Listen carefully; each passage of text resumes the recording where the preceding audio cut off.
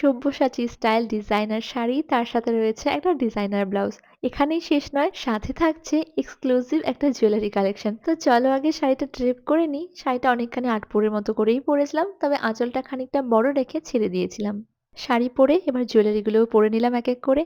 আচ্ছা, এবার জুয়েলারির কথা বলি। জুয়েলারিটা এসেছিল কার্বন সাজ ইউনিক ওয়ান থেকে। পেজ ট্যাগ করা আছে, তোমরা দেখে নিও।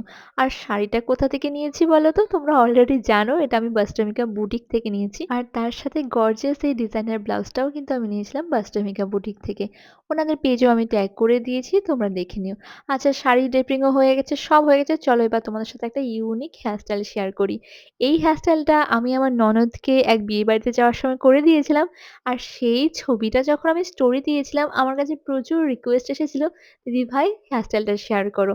তো চলো আমি হেয়ারস্টাইলটা শেয়ার করছি। তবে একা, একা না, এই হেয়ারস্টাইলটা করতে খানিকটা প্রবলেম হয়। তো এখানে আজকে আমি সোনাইয়ের হেল্প নেব।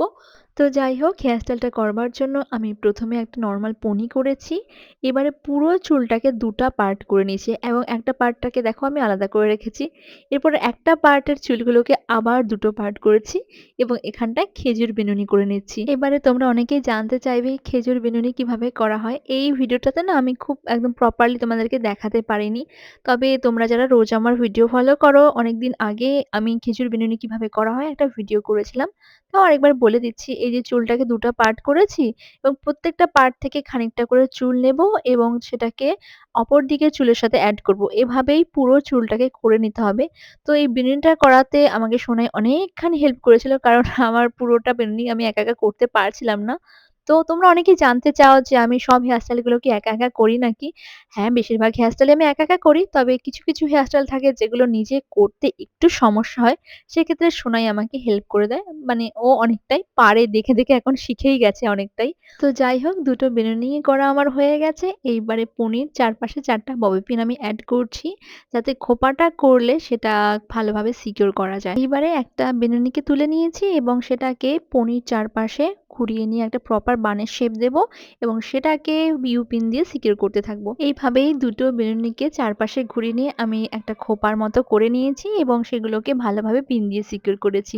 ভীষণ ইজি। যদি তোমরা খেজুর বিনুনিগুলো করতে পারো তাহলে এই বানটা দেখতে কিন্তু খুবই সুন্দর লাগবে। আর যদি কেউ করে দিতে পারে তাহলে সেই ক্ষেত্রে তো বানটা দেখতে আরোই বেশি সুন্দর লাগবে। আমি তো হেয়ার স্টাইল করবার সময় দেখতে পাই না যে খোঁপাটা কেমন হচ্ছে না হচ্ছে। তো জাস্ট একটা আইডিয়া করেই করে নিই। তো সেই ক্ষেত্রেও তোমরা অনেকেই বলো তুমি কিভাবে এত প্রপার করতে পারো? আসলে এটা অনেক দিনের প্র্যাকটিসেই এতটা আমি আয়ত্ত করতে পেরেছি। ১ম যখন করতাম আমারও হতো না। তো বারবার আমি করতাম আর দেখতাম আয়নাতে যে ঠিকঠাক আছে কিনা। কখনো, কখনো ঠিক হতো, আবার কখনো, কখনো আমাকে আবার শুরু থেকেই পুরোটা করতে হতো।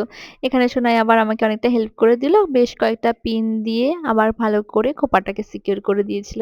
তো এইভাবেই আমার পুরো বানটা হয়েছিল। আশা করছি বানটা তোমাদের ভালো লাগবে। এইবারে সেটাকে একটু সাজানোর পালা। আর ঐদিন আমি বানটাকে সাজিয়েছিলাম মোরগ ফুল দিয়ে। অনেকদিন থেকেই মোরগ ফুল দিয়ে একটা হেয়ার স্টাইল করবার ইচ্ছে ছিল। তবে মোরগ ফুল কোথাতেও পাচ্ছিলাম না, দোকানে গিয়েও পাইনি। তো একজনের বাড়ি থেকে একটু না বলেই আমি ফুলটা ছিঁড়ে এনেছি। কারণ আমি অনেকক্ষণ বাড়িটার সামনে দাঁড়িয়েছিলাম। কাউকেই দেখতে পাইনি আশেপাশে। প্রায় ০.৫ ঘন্টা মতো আমি দাঁড়িয়েছিলাম। শেষমেশ না বলেই ফুলটা নিয়ে এসেছি। জানি না ভালো করেছি কি খারাপ করেছি। তবে ভীষণ পছন্দের ফুল। তবে হেয়ার স্টাইলের ক্ষেত্রে খুব একটা লোকজনকে ইউজ করতে দেখা যায় না। তবে আমি সাজেস্ট করব, প্লিজ তোমরা জিপসি দিয়ে এই ফুলটাকে একবার ট্রাই করে দেখো। বেশ ভালো লাগবে। যাই হোক, আজকের মতো আসছি। তোমরা ভালো থেকো, সুস্থ থেকো। টাটা।